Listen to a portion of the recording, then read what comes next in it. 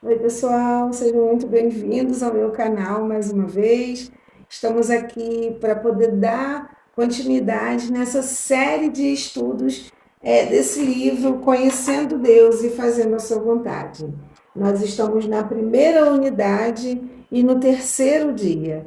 Então, eu te convido nesse momento, antes de começarmos esse estudo, para que você pegue a sua Bíblia, para que você pegue e deixe do seu lado o seu caderno para as suas anotações e que antes de tudo você ore e em nome de Jesus você peça para que o Espírito Santo venha te conduzir, te dar entendimento, te dar sabedoria, discernimento da palavra, compreensão do que nós vamos estudar.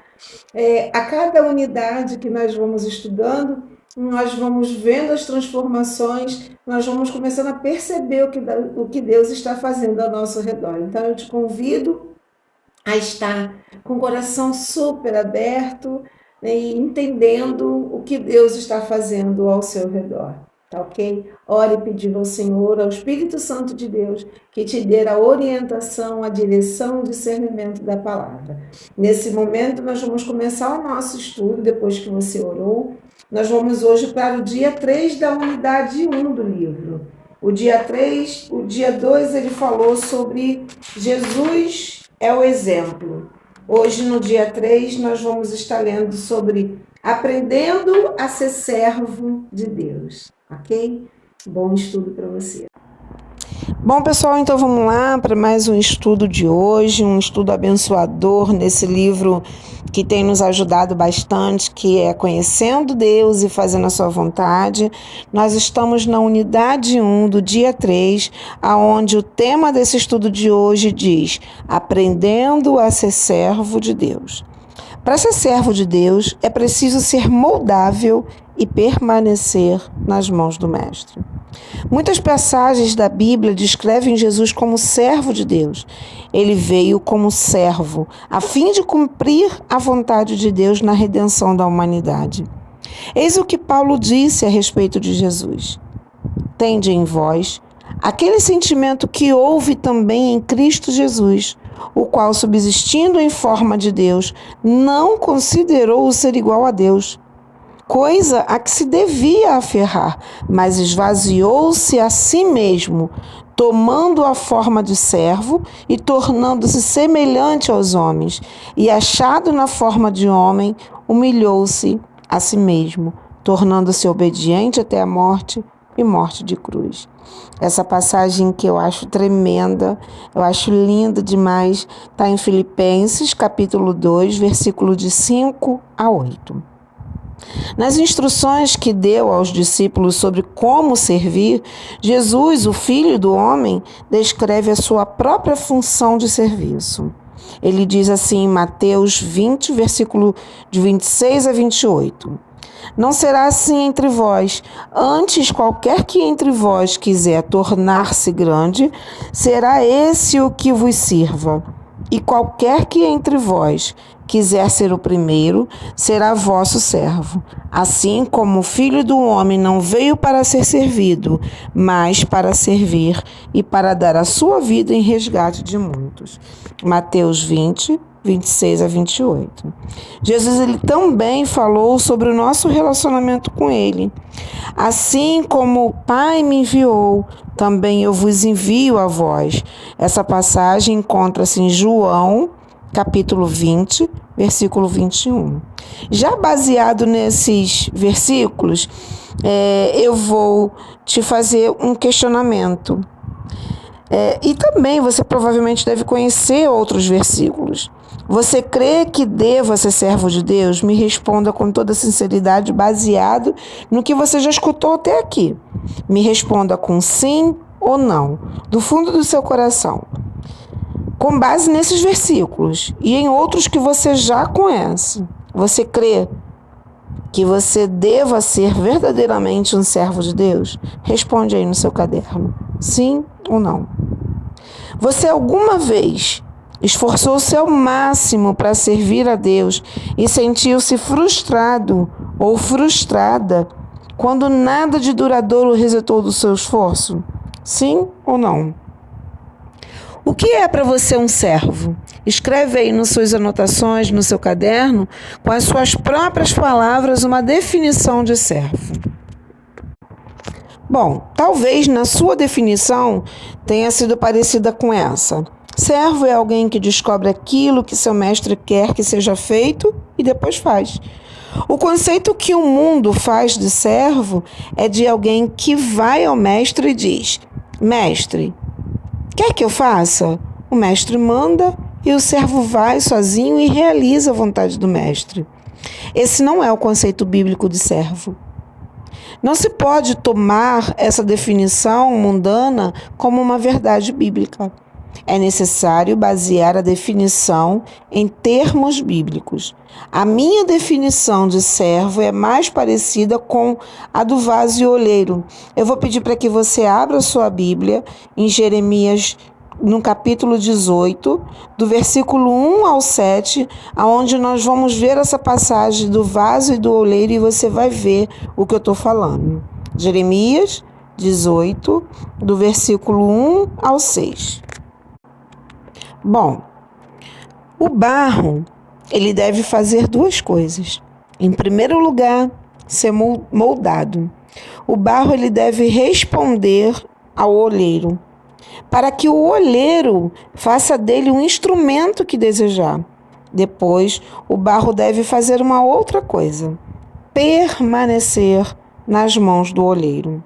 Quando o olheiro tiver terminado de fazer o instrumento desejado, esse mesmo instrumento não terá habilidade para realizar qualquer coisa. É preciso permanecer nas mãos do oleiro. Suponhamos que o oleiro tenha moldado o barro em forma de copo. O copo ele deve permanecer nas mãos do oleiro para ser usado da maneira como esse achar melhor. Então isso ele vai diferir da visão que o mundo tem de um servo. Quando você se coloca diante de Deus como servo, Ele quer primeiramente que você permita que Ele molde a sua vida para fazer dela o instrumento que Ele desejar. Então, aí sim Ele poderá tomar a sua vida e colocá-lo no lugar que Ele designar para você e trabalhar por meio dela para realizar os seus propósitos. Assim como um copo não pode fazer qualquer coisa por conta própria, você também não tem a capacidade de cumprir a ordem de Deus, a não ser que você esteja onde Ele quer que você esteja. Se você leu lá em Jeremias 18, do versículo 1 ao 6, você viu como foi essa passagem entre o vaso e o olheiro, tá bom? Mediante isso, eu vou pedir para que você responda às perguntas.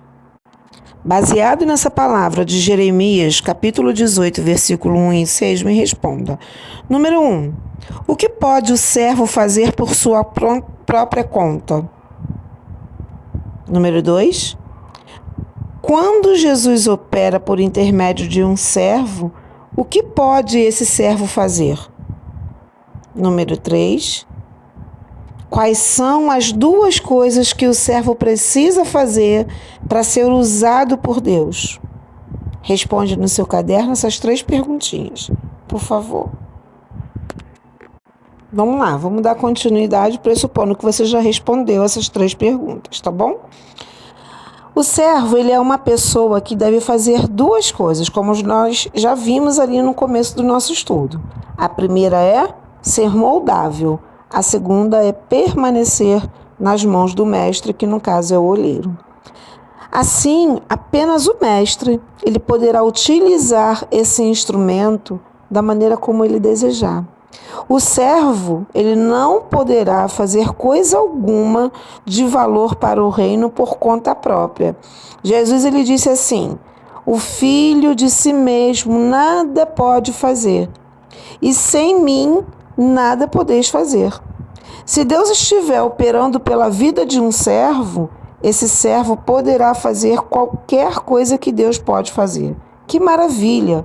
Potencial ilimitado. Ser servo exige obediência. Ele precisa seguir as ordens do mestre, mas o servo deve lembrar-se de quem está realizando a obra, que no caso é Deus. Se você tem servido a Deus de acordo com a definição mundana de servo, o conceito bíblico apresentado até agora deve mudar, tá bom? Deve mudar a sua maneira de servir. Não se trata simplesmente de você receber ordens e as cumprir. Você tem um relacionamento com Deus, responde a Ele e ajusta a sua vida a Ele, para que Ele faça por meio de você tudo o que Ele desejar. Vamos ver aqui sobre a vida de Elias, aonde ele diz justamente isso. Quando Elias desafiou os profetas de Baal, a fim de provar de uma vez por todas quem era o verdadeiro Deus, ele correu grande risco ao ser servo de Deus. Agora eu vou pedir para que você abra a sua Bíblia no livro de 1 Reis, no capítulo 18, e nós vamos fazer as atividades do versículo 16 a 39, respondendo 8 perguntas, tá bom? Vamos lá. Você vai pegar o livro de 1 Reis, capítulo 18, e me responda. Número 1. Elias era servo de Deus. Quantos profetas de outros deuses ele enfrentou nesse desafio no Monte Carmelo? Número 2. Qual foi o teste que Elias propôs a fim de provar quem era o único e verdadeiro Deus? Número 3. O que fez Elias ao altar do Senhor? Número 4. Por iniciativa de quem ofereceu Elias esse desafio? A sua própria iniciativa ou a de Deus? Número 5. O que ele planejava provar com essa experiência? Número 6. Como reagiu o povo? Número 7. Qual foi a atuação de Deus nesse evento? Número 8. Qual foi a atuação de Elias neste evento? Então, mediante esse estudo aí do 1 Reis, no capítulo 18, no versículo de 16 a 39, vamos ver aqui uma revisão sobre esse livro, tá? Sobre esse capítulo e esses versículos em especial. Elias, ele estava em desvantagem numérica, 850 contra 1. Se Deus não tivesse demonstrado o seu poder, fazendo descer fogo do céu e consumindo o sacrifício, bem como o altar, como havia proposto Elias, então Elias teria falhado totalmente. Isso provavelmente teria custado a vida dele.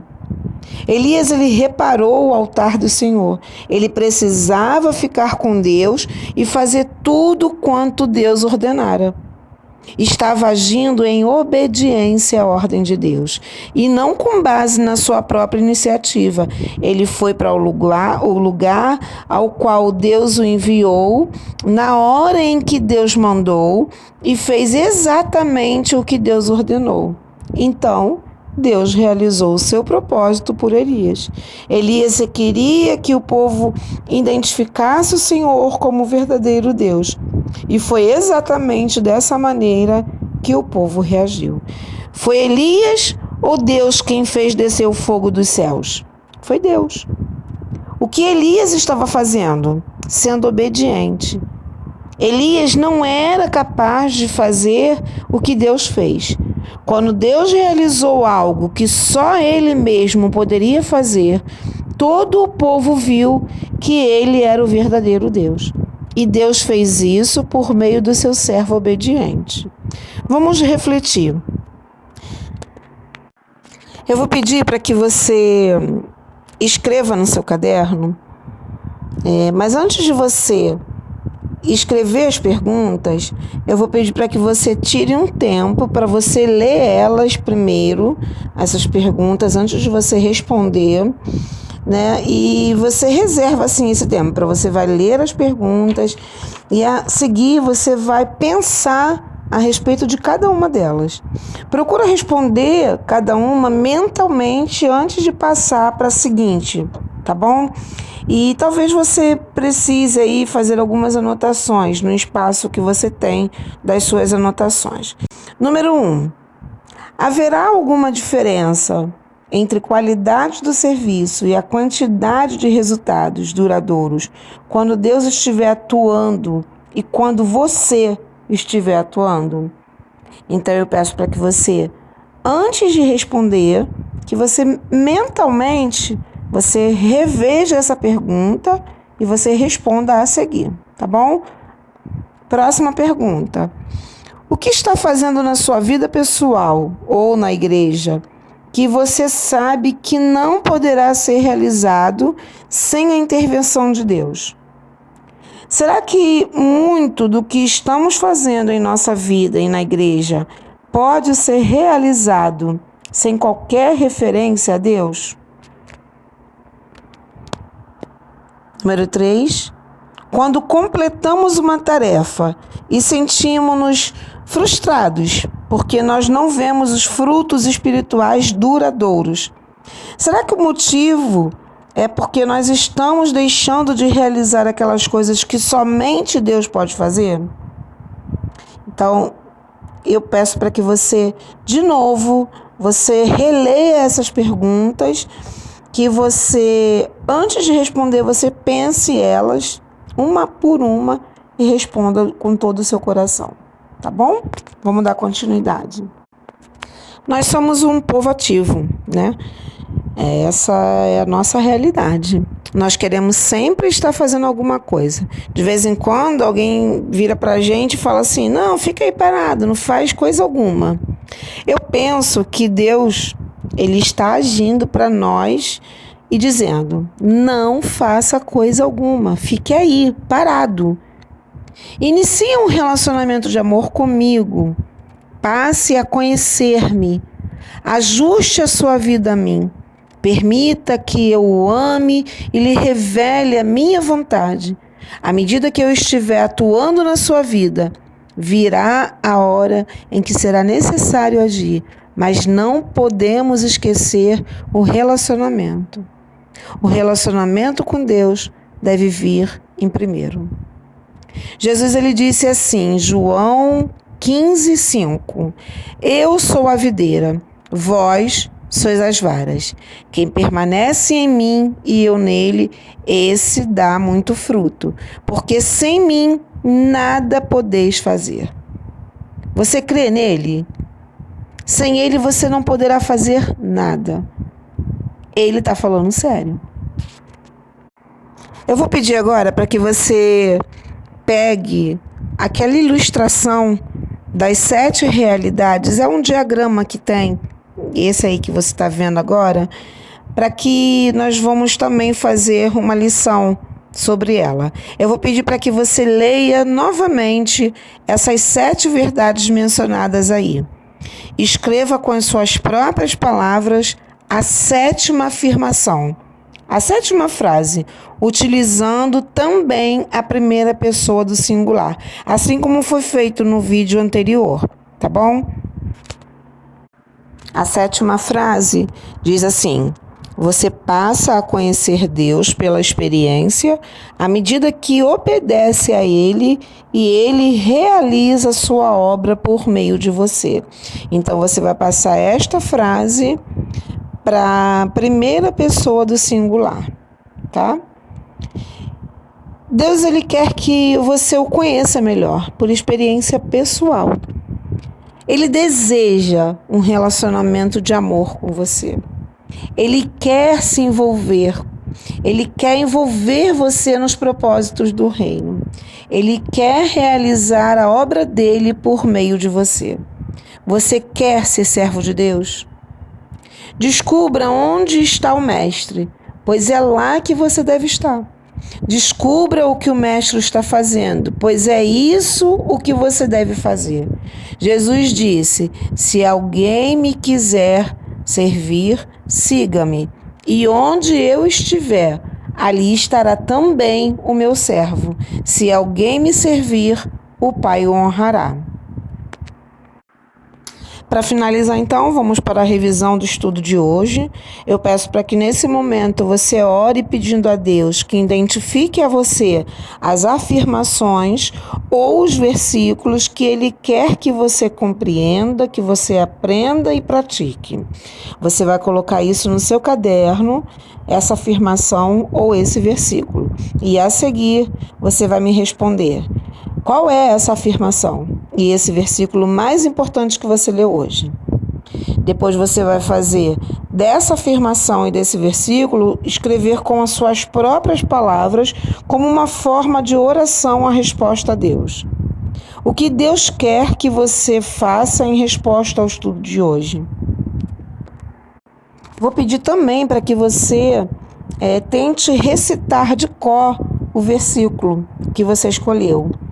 Ou então você escreva numa outra folha de papel e assim fica mais fácil para você ficar mentalizando. Aliás, é muito importante que você pegue versículos, você coloque eles em cantos da casa e você fique passando por lugar que você mais passa, você visualizar aquele versículo. Isso vai te ajudar muito a você memorizar o versículo. Vamos para o resumo de hoje. Para ser servo de Deus, é preciso ser moldável e permanecer nas mãos do Mestre. Sem Deus, nada posso fazer. Com a atuação de Deus na minha vida, eu posso realizar tudo o que Ele pode realizar. Quando eu descobrir onde o Mestre está, então saberei que é lá que devo estar. Passo a conhecer Deus pela experiência à medida que obedeço a Ele e Ele realiza a sua obra por meio de mim. Então, assim nós finalizamos esse estudo de hoje e o desejo do meu coração é que você esteja tomando um ânimo bem satisfatório de estar desejoso nesse estudo e que o Espírito Santo fale no seu coração para que a próxima aula você já veja os frutos do Espírito Santo, que o Senhor continue se revelando a ti e que você mergulhe por águas muito mais profundas. Até um próximo vídeo, se Deus quiser, e em nome de Jesus Ele há de proporcionar isso. E até um próximo vídeo e Deus te abençoe.